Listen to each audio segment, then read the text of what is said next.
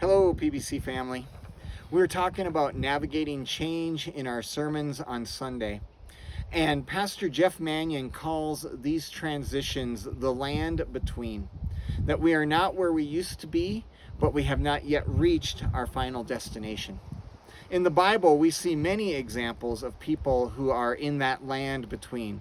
Moses, David, Elijah, Paul, and even Jesus are some of the people who spent time in the desert and the wilderness in these times of transition in the land between. The people of Israel also spent a long time in the land between. God rescued the Israelites from slavery in Egypt, but then they spent 40 years wandering in the desert in the land between.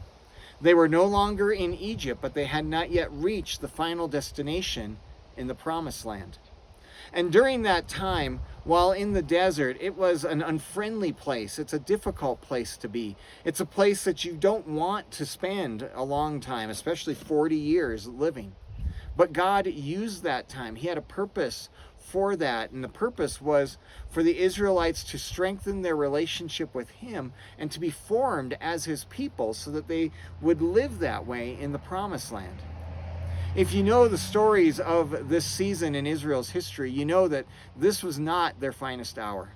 There are moments when they rebelled against God and against Moses' leadership. There were moments when they sunk into idol worship. And there were moments when they lacked faith in God. Even after God had performed miracle after miracle, there were still moments when they longed to go back to Egypt.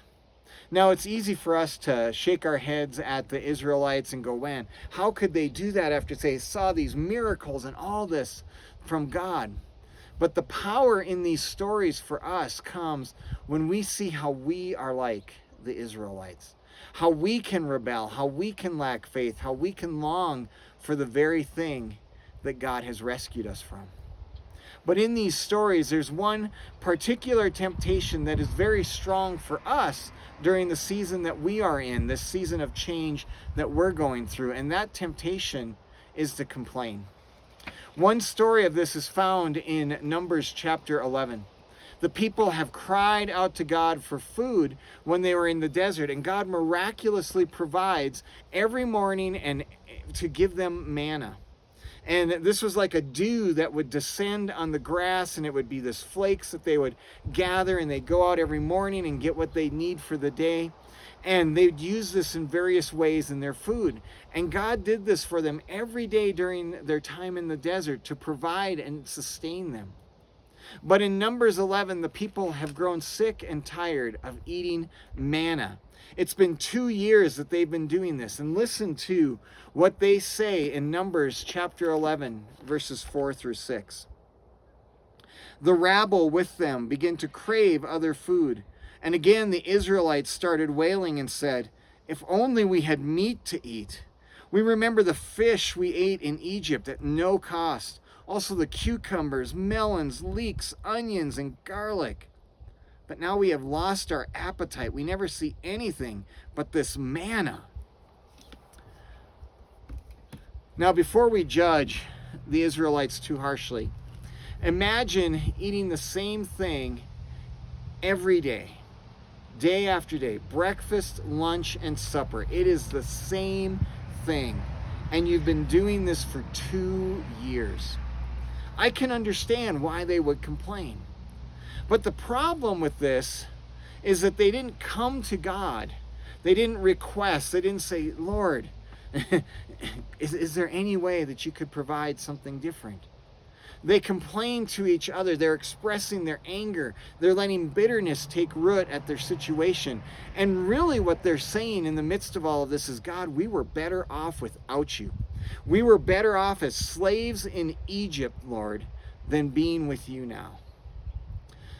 The land between seasons of change like we are in, this is fertile ground for us to become complainers. And when complaint takes hold, it shapes us into bitter and angry people.